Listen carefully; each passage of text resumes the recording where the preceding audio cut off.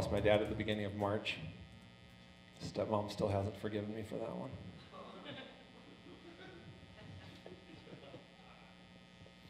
Did tell her I'd keep an eye on him, but the thing is I did have my eye on him. I was actually looking right at him, but he died. That's the problem. It's one of the big ones. It's a life-changing experience for me. And that much more so for Dad. He'll never be the same. Or depending on how you look at it, now he'll always be the same. It's kind of an urn half empty, urn half full type of question. And you know, talking about Dad would want us to laugh. I mean, Dad left instructions for us about his memorial. He said that he wanted it, he put this in writing, that he wanted it to be about cheers, not tears. And of course, you didn't know my dad, but if you had known him, you would know that was quintessentially him, because if there was one thing Dad cared about, one thing he loved, it was micromanaging other people's emotions. That always meant so much to him.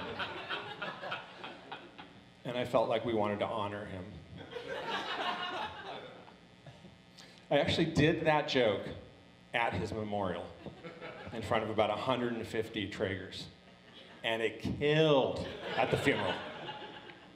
Killed at the funeral. Murdered at the funeral.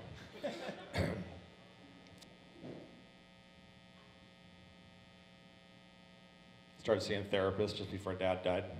Good idea. See a therapist, whether or not you're facing a big, if you feel it, do it. It's just a path of investigation, that's all. I was looking for a therapist. I didn't have a strong idea of who I wanted to see, you know, what kind of person or whatever. Gender, sexuality, whatever, not important as long as they're hot.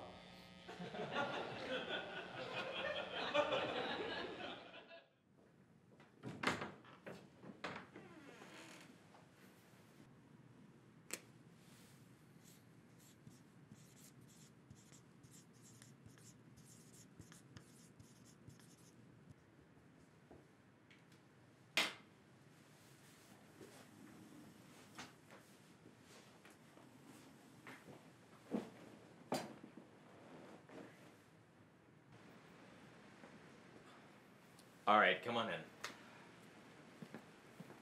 Hello. So, why are you here? You asked me to be here, and so here I am. And I'm happy to be here, of course. All right, so are you a Freudian or a Jungian? Well, I would say that I draw from both schools of thought, but not strictly one or the other. Okay, so how would you diagnose me if I were to tell you that I slept with my mother and I stabbed my father a couple of times? But it was my stepmom, so it's not gross, and my dad lived, so... Well, I would, Did you really do that?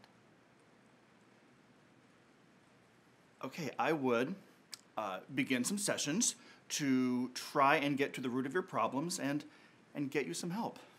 Oh, try. Okay, so you are not confident that you can help me? Well, I believe I can, but it depends on...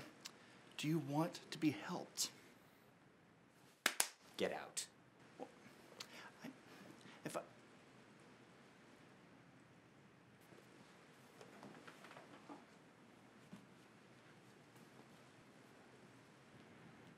Oh, hello.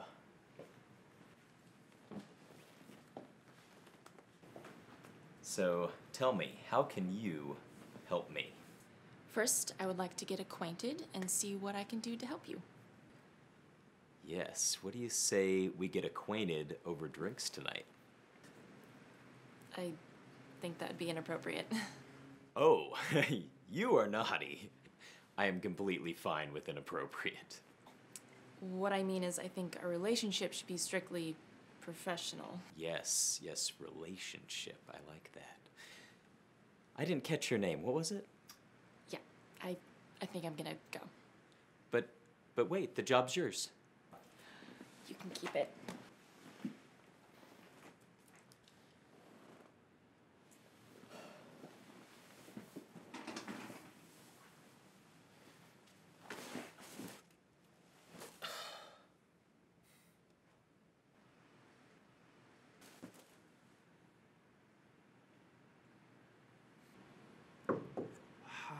Are you ready for me? I suppose. Come in.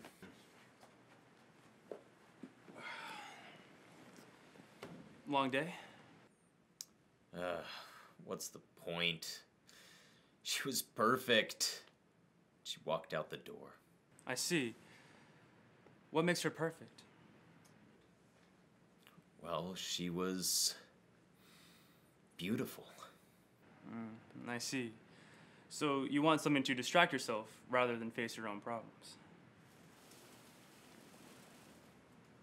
You sure see a lot, huh? Well, it's my job to see what others perhaps cannot. I truly believe I can help you find the truth buried deep within. Profound, man.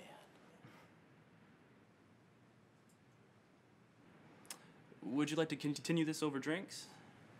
Yes?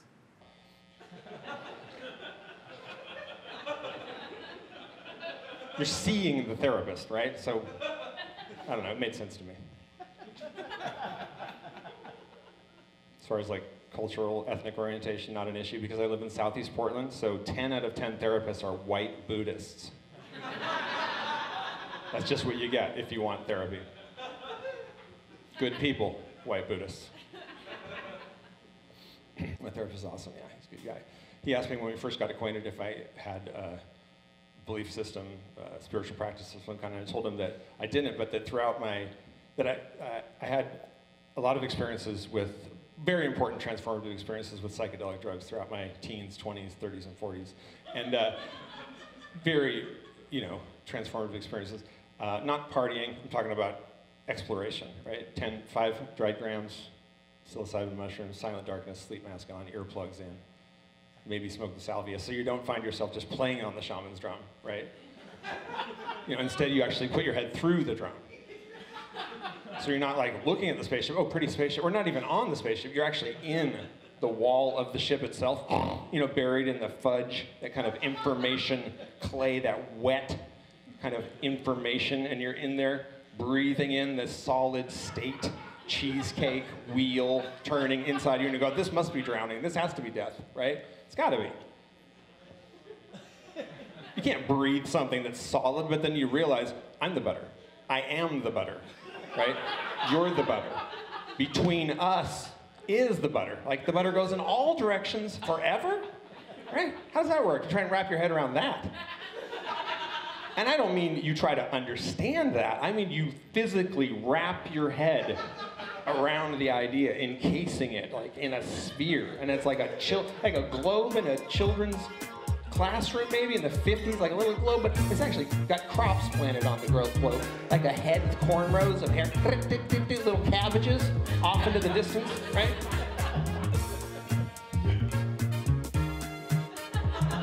It's not important that you guys get it. The point is, my therapist understood exactly what I was talking about.